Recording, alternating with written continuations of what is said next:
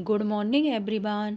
Deepti SK education hub channel पर आपका स्वागत है। आज हम प्रश्नावली 12 पृष्ठीय क्षेत्रफल और आयतन का अध्ययन करेंगे। हमारे सिलेबस में कुल 6 आकृतियां हैं। आज हम इन आकृतियों का पृष्ठीय क्षेत्रफल और आयतन के बारे में पढ़ेंगे। पहली आकृति है घन। चूँकि हम जानते हैं वर्ग ऐसी आकृति होती है जिसकी चारों भुजाएं बराबर होती है और प्रत्येक कोण 90 डिग्री होता है। जब हम एक समान भुजा के 6 वर्ग लेते हैं और इन 6 वर्गों को आमने सामने रख के उनको चिपका देते हैं तो एक घन का निर्माण होता है। उदाहरण के लिए हम जानते हैं एक पासा होता है। पासा घन का ही उदाहरण होता है। हम देखते हैं घन में कुल 6 फलक होते हैं। 6 फलक अर्थात 6 पृष्ठ होते हैं। 8 शीर्ष होते हैं। 4 शीर्ष ऊपर होते हैं। शीर्ष मतलब कोने।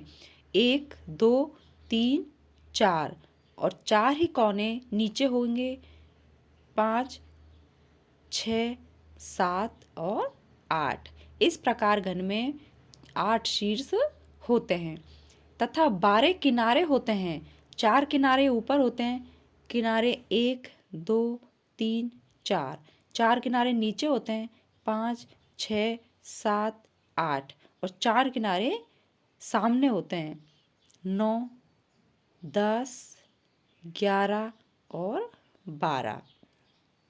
प्रत्येक भुजा की लंबाई समान होती है। घन का संपूर्ण पृष्ठीय क्षेत्रफल होता है 6 इंटू भुजा और घन का आयतन होता है भुजा इंटू भुजा अर्थात भुजा की घात 3। इस प्रकार हम घन के बारे में अध्ययन करते हैं। नेक्स्ट आकृति है घनाभ। हम जानते हैं आयत ऐसी आकृति है जिसकी आमने सामने की भुजाएं बराबर हो और प्रत्येक कोण समकोण हो।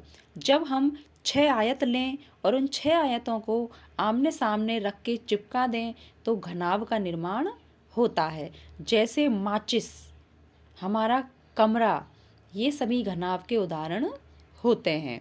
घनाभ में भी घन की तरह 6 फलक होते हैं, 8 शीर्ष होते हैं और 12 किनारे होते हैं।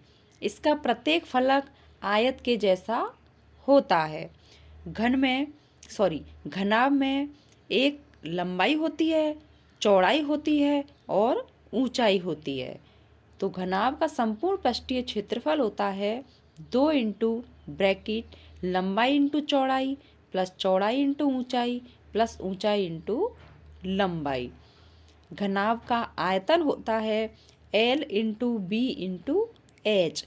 L का मतलब होता है लंबाई, V का मतलब होता है चौड़ाई और H का मतलब ऊंचाई। इस प्रकार हम घनाभ के बारे में पढ़ते हैं।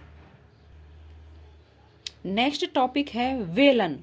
बेलन एक ऐसी आकृति होती है जिसमें ऊपर तथा नीचे का जो पृष्ठ होता है वह वृत्त होता है तथा सामने का पृष्ठ होता है। जैसे इसका उदाहरण होता है, हम अनाज पानी आदि रखने का जो ड्रम होता है वह बेलन का उदाहरण होता है।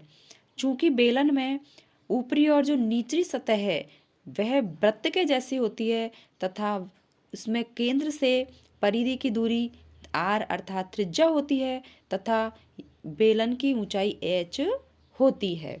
बेलन का वक्र पृष्ठीय क्षेत्रफल का मतलब है ये वाला जो क्षेत्रफल है सामने वाला, इसे वक्र पृष्ठीय क्षेत्रफल बोलते हैं। इसमें ऊपर वाला और नीचे वाला जो क्षेत्रफल है वह शामिल नहीं होता। तो बेलन का वक्र पृष्ठीय क्षेत्रफल होता है 2 पाई r h।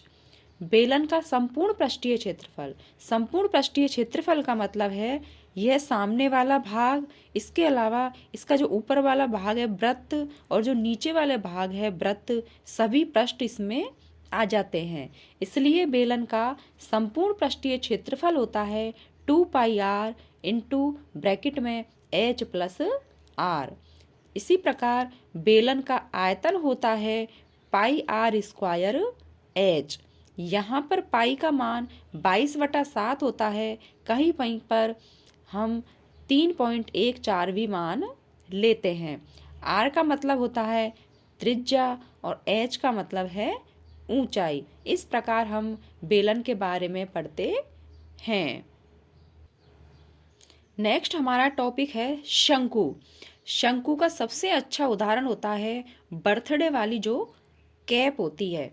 इसके अलावा जो हम तंबू या फिर टेंट लगाते हैं वह भी शंकु का उदाहरण होता है। शंकु की जो निचली जो सतह है वह वृत्त की तरह होती है, गोल। शंकु का वक्र पृष्ठीय क्षेत्रफल, वक्र पृष्ठीय मतलब ऊपर वाला जो क्षेत्रफल होता है वो होता है πr/l।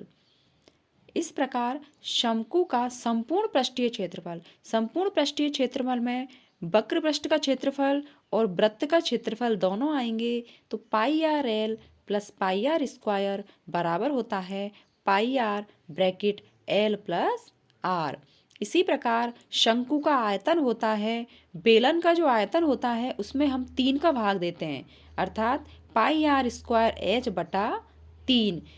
बेलन के आयतन में जब 3 का भाग देते हैं तो हमें शंकु का आयतन प्राप्त होता है। यहाँ पर पाई का मान 22/7 होता है। r मतलब इस वृत्त की त्रिज्या होती है, h मतलब इसकी ऊंचाई है और l बराबर होती है इसकी तिर्यक ऊंचाई। तिर्यक ऊंचाई ये वाली होती है तथा इसका मान होता है, चूंकि हम देखेंगे कि शंकु में समकोण त्रिभुज AOV है तथा OB का मान r है, OA का मान h है और AB का मान तिर्यक ऊंचाई l होता है तथा पाइथागोरस प्रमेय से कर्ण का स्क्वायर अर्थात तिर्यक ऊंचाई l का वर्ग बराबर होता है r का वर्ग प्लस h का वर्ग। इस प्रकार हम तिर्यक ऊंचाई के बारे में अध्ययन करते हैं। नेक्स्ट टॉपिक है गोला। गोले का सबसे अच्छा उदाहरण होता है फुटबॉल, ऑरेंज, नींबू, ये सभी गोले के उदाहरण हैं। गोले का मध्य बिंदु केंद्र होता है और गोले की केंद्र से परिधि के बीच की दूरी को त्रिज्या कहते हैं। गोले का पृष्ठीय क्षेत्रफल होता है 4πr² और गोले का आयतन होता है 4/3 πr³।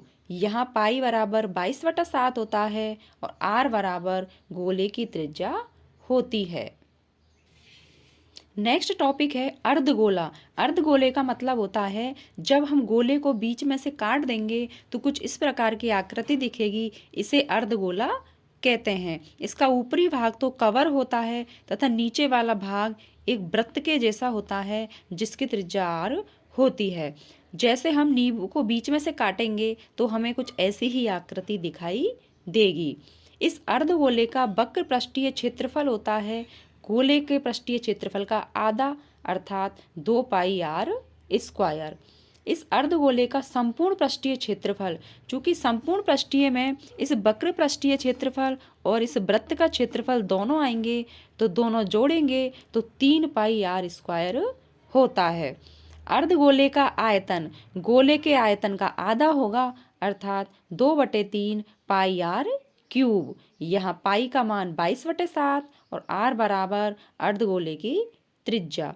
इस प्रकार हम आज हमारे सिलेबस में जो भी आकृतियां हैं इनके हम पृष्ठीय क्षेत्रफल और आयतन का अध्ययन कर चुके हैं। नेक्स्ट वीडियो में हम इसी प्रश्नावली के क्वेश्चन हल करेंगे। यदि आपको चैनल अच्छा लगे तो इसे लाइक कीजिए, सब्सक्राइब कीजिए एंड शेयर कीजिए। मिलते हैं नेक्स्ट वीडियो में। Thank you.